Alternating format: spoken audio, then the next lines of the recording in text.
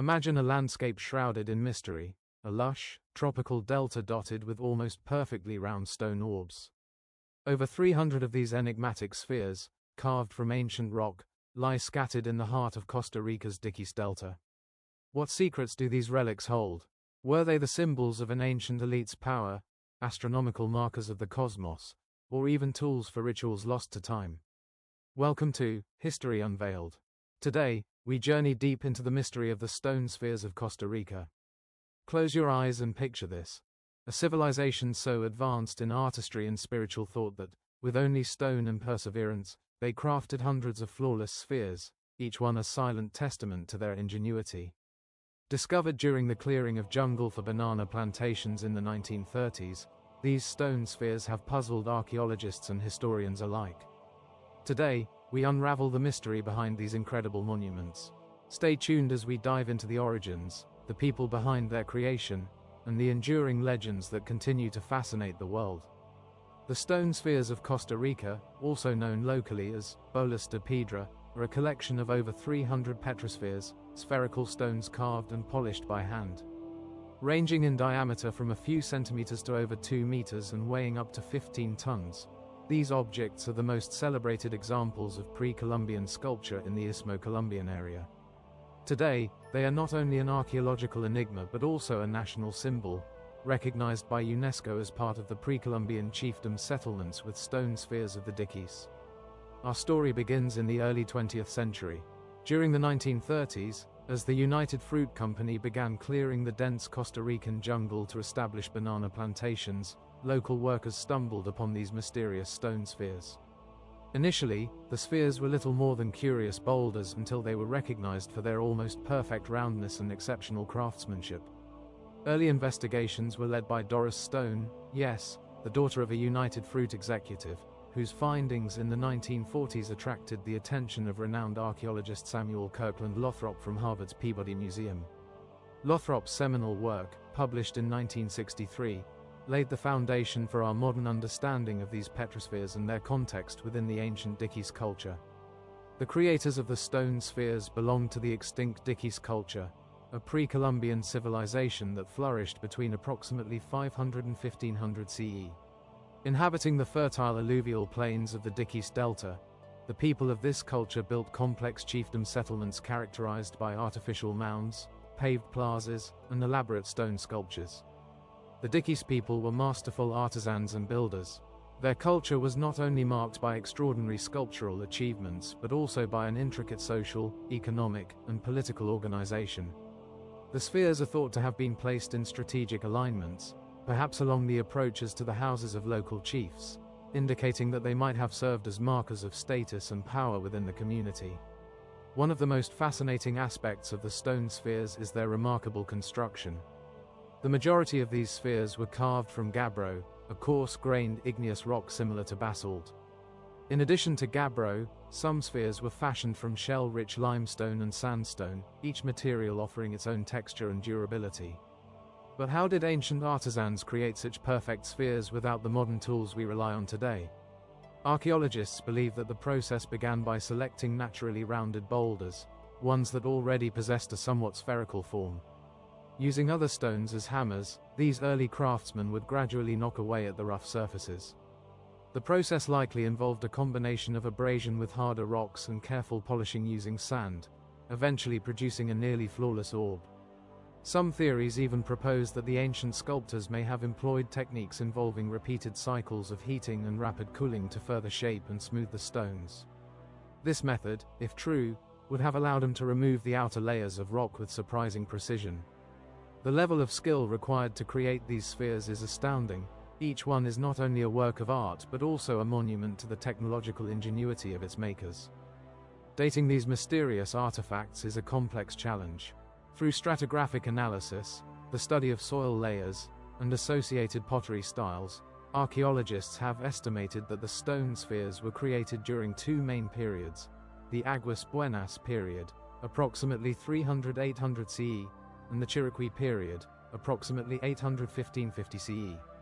Most researchers agree that the bulk of the spheres likely date from around 600 CE to 1000 CE, though some may have been produced even later. Unfortunately, because many of the spheres have been moved from their original contexts, precisely dating each one is difficult. Nonetheless, these timeframes provide us with a glimpse into a long-gone era, a time when the Diquís culture thrived and left behind these enigmatic legacies in stone. Now, let's address the million-dollar question. What were these stone spheres for? Over the decades, scholars have proposed several theories, and today we explore the most prominent ones. One of the leading theories is that the spheres served as symbols of power. In many ancient cultures, monumental objects were used to denote status and authority. It is believed that the spheres were strategically placed along pathways leading to the residences of chiefs or important ceremonial areas.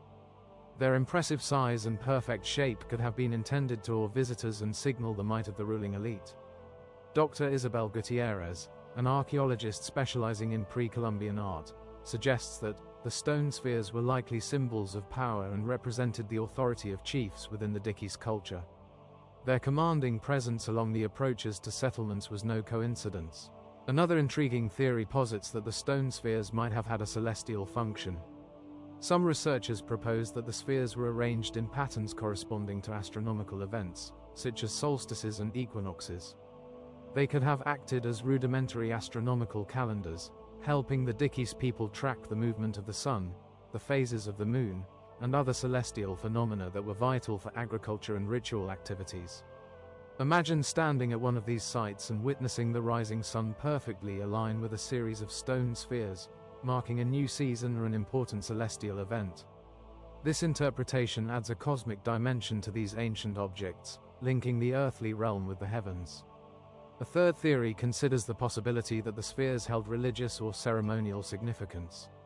In many ancient societies, natural objects were imbued with spiritual power, and the perfect roundness of these stones may have symbolized completeness, unity, or even the cycle of life and death.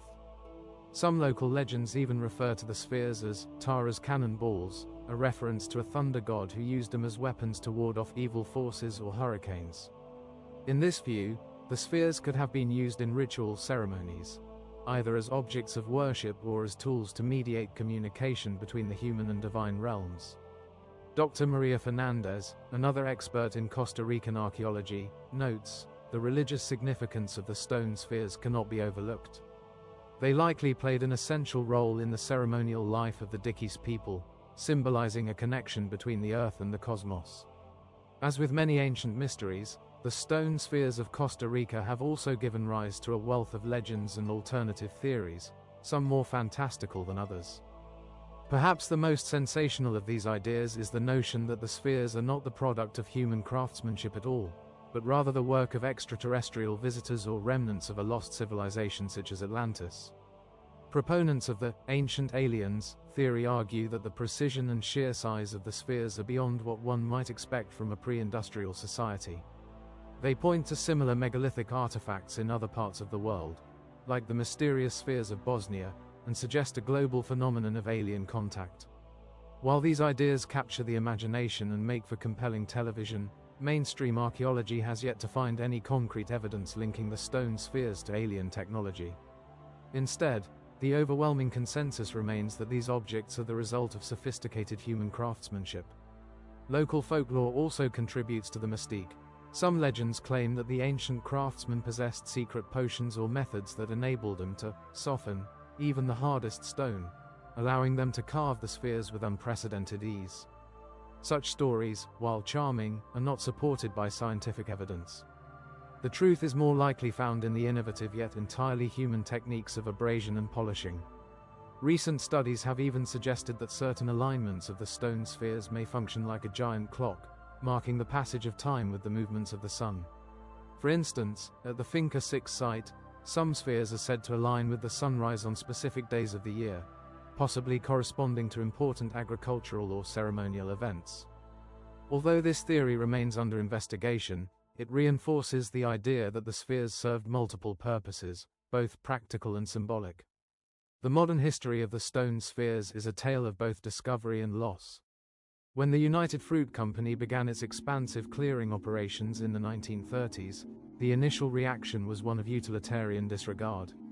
Workers bulldozed through the jungle, unknowingly damaging many of these irreplaceable artifacts. Driven by the myth of hidden gold, some even resorted to dynamite, hoping to reveal treasures within the spheres, an act that led to further destruction. Fortunately, local authorities and early archaeologists intervened. Efforts were made to salvage what remained, and many of the spheres were carefully reassembled by the National Museum of Costa Rica. Today, some of these restored spheres can be seen on display in museums, serving as a poignant reminder of both the fragility and resilience of cultural heritage. The rediscovery of these artifacts sparked a renewed academic interest that continues to this day. Subsequent excavations, particularly at the Palma Sur archaeological site and Finca 6, have not only unearthed additional in situ spheres but have also helped contextualize them within the broader landscape of the Diquís culture. Today, the stone spheres are celebrated not just as archaeological curiosities but as powerful symbols of Costa Rican national identity. In 2014, in recognition of their extraordinary cultural significance, a project was approved to declare these stone spheres a national symbol. That same year, the pre-Columbian chiefdom settlements with stone spheres of the Diquís were inscribed on the UNESCO World Heritage list, ensuring their protection and elevating their status on the global stage. Tourists from around the world are drawn to the Diquís Delta to experience these ancient wonders firsthand. Guided tours at sites such as Palma Sur and Finca 6 offer visitors a glimpse into the ancient civilization that created them. Educational programs and interpretive centers provide deeper insights into the techniques, symbolism, and history of the spheres, fostering a greater appreciation for Costa Rica's rich cultural heritage. Local communities have embraced the economic opportunities generated by this interest. From eco-friendly lodges to artisan markets selling sphere-inspired crafts, the presence of the stone spheres has had a significant positive impact on regional tourism and local pride. Despite their recognition and protected status, the stone spheres face ongoing challenges. The very factors that contributed to their creation, the abundant natural resources and the vast, open delta, now also expose them to risks from modern development. Urban expansion, agricultural practices, and even tourism can threaten their integrity if not managed carefully. Looting has been another serious issue. In past decades, many spheres were removed from their original locations and sold as decorative objects or private curiosities, effectively erasing the contextual clues vital for understanding their true purpose. Although current legislation in Costa Rica offers strict protections and the areas are now monitored, ensuring the long-term preservation of these artifacts remains a complex and ongoing effort. Future research is equally crucial. Each new excavation, every new scientific study, brings us closer to understanding not only how the spheres were made but why they were made in the first place. Advances in dating techniques, geochemical analysis, and 3D scanning are already providing fresh insights into the production methods and materials used by the ancient artisans. Collaborative efforts between local researchers, international experts, and government agencies continue to push the boundaries of our knowledge. In addition to academic research, conservation programs aim to educate local communities and visitors about the importance of preserving these ancient relics. By fostering a sense of shared cultural heritage, Costa Rica hopes to safeguard the stone spheres for future generations. Even today, the academic debate about the stone spheres is as lively as ever. While the mainstream theories focus on the spheres as symbols of power, astronomical markers, or religious artifacts, alternative interpretations continue to emerge. Some researchers are now looking at the possibility that the spheres served multiple functions simultaneously. Could they have been used as both ceremonial objects and practical tools for timekeeping or territorial marking?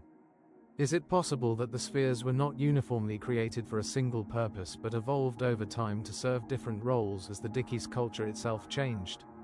For instance, recent observations at Finca 6 suggest that certain alignments of the spheres correlate with the sunrise at specific times of the year, hinting at a potential role in agricultural or ceremonial calendars. Others point to the careful positioning of the spheres as evidence of a sophisticated understanding of spatial organization and landscape design in pre-Columbian societies. While these theories remain under discussion, they all highlight one undeniable fact. The stone spheres are a window into a lost world, a world where art, astronomy, religion, and power converged in stone. The legacy of the stone spheres extends far beyond their physical form. They have become an intrinsic part of Costa Rican identity and are celebrated as symbols of the nation's deep historical roots. Their image appears on postage stamps, government emblems, and even in modern architectural designs, serving as a constant reminder of the ingenuity and spirit of the ancient Diquís culture. For many Costa Ricans, the spheres evoke pride and continuity, a tangible link to a past that, despite centuries of change, still speaks to the resilience and creativity of the people. In classrooms, in museums, and in public discourse, the stone spheres are used as educational tools to inspire future generations to learn about and appreciate their rich cultural heritage. Moreover, the spheres have influenced contemporary art and architecture. Local artists have drawn inspiration from the perfect geometry of the spheres, incorporating similar motifs in sculptures, murals, and even public installations throughout Costa Rica. This blending of ancient heritage with modern creativity ensures that the legacy of the stone spheres will continue to evolve and inspire. After decades of research, debate, and discovery, one thing remains clear. The stone spheres of Costa Rica are far more than simple rock formations. They are the silent narrators of an ancient civilization, a testament to the artistic skill, cultural sophistication, and innovative spirit of the Diquís people. Whether viewed as symbols of power, celestial markers, or sacred objects imbued with spiritual energy, the spheres compel us to ask deeper questions about human creativity and our relationship with the natural world. They challenge us to look beyond the surface and appreciate the ingenuity required to transform raw stone into objects of profound beauty and mystery. While many mysteries still surround these ancient artifacts, every new discovery and every piece of research adds another chapter to their story. And in that ongoing quest for knowledge, the stone spheres continue to inspire us to look back into the depths of time and ask, how did they do it? And why? As our journey today comes to an end, we are left with a profound sense of wonder. The stone spheres of Costa Rica stand as enduring enigmas, testaments to a long-lost civilization that left behind more questions than answers. They are symbols of ancient craftsmanship and the mysteries of our collective past, inviting us to explore, question, and ultimately appreciate the ingenuity of our ancestors. In the words of one local scholar, to gaze upon these spheres is to touch the past. They are not relics of a forgotten time, but living symbols of our eternal quest for knowledge. And sir, as we continue to explore the layers of history, we invite you, our viewers, to share your thoughts. What do you believe the stone spheres represent? Let us know in the comments below. Thank you for joining us on this journey through time. If you enjoyed this exploration into one of the world's most captivating mysteries, please like, subscribe, and hit the notification bell so you won't miss our next episode on History Unveiled. Until next time, keep questioning, keep exploring, and keep uncovering the mysteries of our past.